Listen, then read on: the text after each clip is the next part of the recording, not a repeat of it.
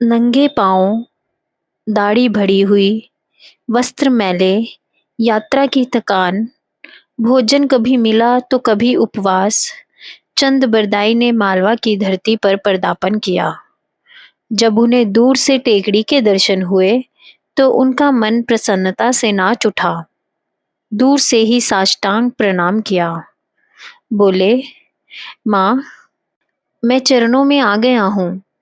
यह तुम्हारी कृपा ही है जो मुझे यहाँ खींच लाई है, अन्यथा मुझ में भला ऐसी सामर्थ्य कहाँ। चंद बरदाई के शरीर में झंझनाहट हो उठी। प्राण मस्तक की ओर चढ़ने लगा। आंखें ऊपर की ओर तन लग गई। वह वहीं आलथी पालथी मार कर ध्यान में बैठ गए। जब ध्यान से उठे तो फिर टेकड़ी की ओर बढ़ने लगे। जैसे जैसे बढ़ते जाते उत्सुकता भी बढ़ती जाती। जंगल के वृक्ष उन्हें परिचित से जान पड़ रहे थे। रास्ते जानने पहचानने लग रहे थे। जब टेकड़ी के ऊपर पहुंचे तो महात्मा जी को किसी शास्त्र का अध्ययन करते कुटिया के बाहर पाया। चंद बरदाई भागते हुए गए तथा महात्मा जी के चरणों पर गिर पड़े। चंद बरदाई का हुलिया एकदम बदला हुआ था, इसलिए उन्हें पहचानने में कठिनाई हुई। महात्मा जी बोले, कौन हो भई, मेरे पहचानने में नहीं आ रहे हो। चंद बरदाई, मैं आपका सेवक हूँ चंद बरदाई। महाराजा पृथ्वीराज चौहान के साथ आपके दर्शन कर चुका हूँ। इस पर महात्मा जी को सब स्मरण हो आया। कहने लगे, किंतु आपने यह हुलिया क्या बना रखा है? इस तरह आपको कोई कैसे पहचान सकता है? आप तो ऐसे दिखाई दे रहे हैं जैसे कोई भिक्षुक हो। कहाँ वह राजसी ठाठ और कहाँ ऐसी अवस्था। चंद बरदाई, मैं भिक्षुक ही हूँ महाराज, माँ के द्वार का भिक्षुक। वैसे भी सारा संसार भिक्षुक ही है, किंतु अभिमान के कारण संपदा में अपनत्व का भाव जाग उठता है तो सभी कुछ माँ का ही। धन संपदा की कृपा माँ प्रारब्ध अनुसार करती ही है। कृपा करती है तो दे देती है, रुष्ट हो जाती है तो छीन लेती है। पर माँ की वास्तविक कृपा बंधन मुक्ति है। उसी कृपा के लिए माँ से याचना है। जब उसकी कृपा होगी भिक्षा मिल जाएगी। महात्मा जी, यह आपने ठीक कहा। वैसे तो सारा संसार ही भिक्षुक है, पर जिसे अपने भिक्षुक होने का ज्ञान है वही भिक्षुक है। अन्यथा जगत में तो प्राय जीव कुछ भी पास नहीं होते हुए भी दाता बने घूमते हैं। भिक्षुक होने का ज्ञान आत्मज्ञान की पहली सीढ़ी है। चंद बरदाई को इस समय अधिक बातों में उलझने का मन नहीं था, क्योंकि उनका ध्यान माता जी की गुफा की ओर लगा था। उन्होंने महात्मा जी से अनुमति ली तथा गुफा की ओर बढ़ चले। गुफा में माता जी की प्रतिमा उन्हें चमकती दिखाई दी। आंखों से वात्सल्य भाव प्रकट हो रहा था। चेहरा अलौकिक तेज लिए था तथा भगवती पांव में पड़े असुर को मसले जा रही थी। चंद बरदाई ने जब यह छवि देखी तो तत्काल भाव समाधि लग गई। बाह्य ज्ञान पूरी तरह शून्य था। इस समय चंद बरदाई एक छोटे बालक की तरह लग रहे थे, जो अपनी माँ की गोद में सब और से निश्चिंत पड़ा था। उन्हें यह भी होश नहीं रहा कि इस अवस्था में पड़े कितना समय निकल गया। जब उठे तो माँ को प्रणाम कर महात्मा जी के पास जा बैठे। चंद बरदाई, यहाँ से जाने के पश्चात मेरा ध्यान इधर ही लगा रहा। कई बार प्रयत्न भी किया, किंतु सांसारिक उत्तरदायित्वों में ऐसा उलझा रहा कि इधर आ न सका। अब अवसर मिला है तो माँ के चरणों में उपस्थित हो गया हूँ। मेरा विचार माँ तथा आपके सानिध्य में एकाध महीना रहने का है। महात्मा जी, किंतु तुम्हारी दशा देखकर ऐसा अनुमान होता है, ना कोई तुम्हारे साथ है तथा ना कुछ पास है। कहाँ रहोगे और क्या खाओगे? चंद बरदाई, मैंने निवेदन किया ना कि मैं भिक्षुक बनकर आया हूँ। माँ के द्वार के अतिरिक्त कौन सा आशय हो सकता है? जब माँ का साथ प्राप्त है तो और किसी के साथ होने की क्या आवश्यकता है? बाकी रही बात खाने की, तो आप भी खाते हैं, मैं भी फल फलाहार तथा कंदमूल ग्रहण कर समय व्यतीत कर लूंगा तथा माँ के चरणों में पड़ा रहूंगा। महात्मा जी सोच में डूब गए। इसे कहते हैं लगन। राजसी जीवन यापन करने वाला आज याचक बनकर आया है, सामान्य व्यक्तियों की तरह कहीं भी पड़े रहने को तैयार तथा तपस्वियों की भांति जंगली फलों का आहार करने को उद्यत। इस लड़के के हृदय का अनुराग तथा मन का वैराग्य देखकर हमारा सर शर्म से झुक जाता है। यह अवश्य ही एक दिन अध्यात्म मंडल में सितारा बनकर चमकेगा। फिर महात्मा जी ने चंद बरदाई से कहा, यदि तुम्हारी ऐसी तैयारी है तो हमें क्या आपत्ति हो सकती है, किंतु फिर भी रहने के लिए एक अच्छी बुरी कुटिया की आवश्यकता तो है ही। हमारे सभी साधक मिलकर तुम्हारे लिए एक कुटिया बना देंगे। माता जी की गुफा से थोड़ी ही दूर कुटिया एक दिन में बनकर तैयार हो गई। जंगल से बल्लियां काट ली गईं तथा पत्तों से उसे ढक दिया गया। यह राजकवि का विश्राम गृह था। उसे साधुओं की तरह रहते देखकर महात्मा जी की आंखों में आंसू आ गए। किंतु क्या महल, क्या झोंपड़ी, मन का ही सारा खेल है। जब मन संतुष्ट हो तो झोंपड़ी महल से भी बढ़कर है। इस लड़के के समीप महल तथा झोंपड़ी में कोई अंतर नहीं।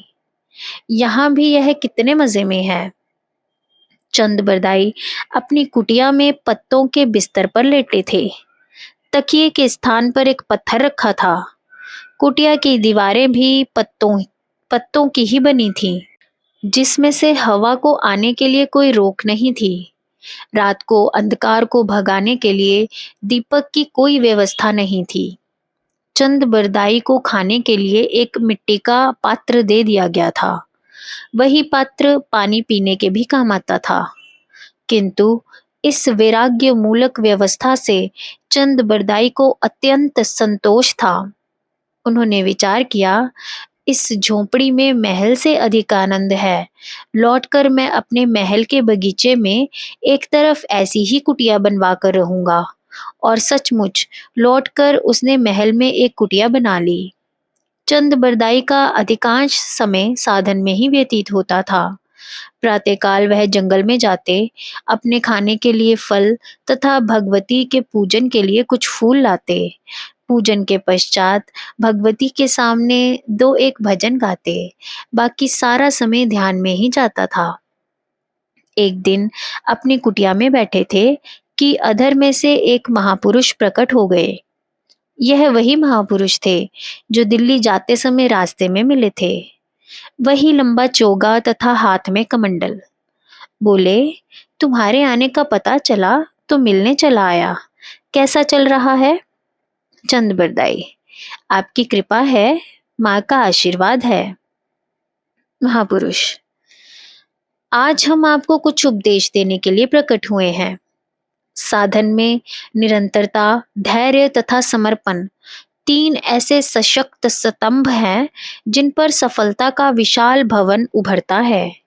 इनमें से किसी एक का भी अभाव या कमी बाकी दोनों स्तंभों को व्यर्थ कर देती है। हमारी वर्तमान स्थिति में इन्हीं तीन बिंदुओं का महत्वपूर्ण योगदान है। वैसे तो तुम्हारा साधन सुंदर रीति से चलता है, किंतु कई बार इन तीनों बातों में से किसी एक में शिथिलता के लक्षण प्रकट होने लगते हैं। तुम्हारी निरंतरता प्राय बनी रहती है, किंतु धैर्य तथा समर्पण में कई बार कुछ कमी देखने में आती है।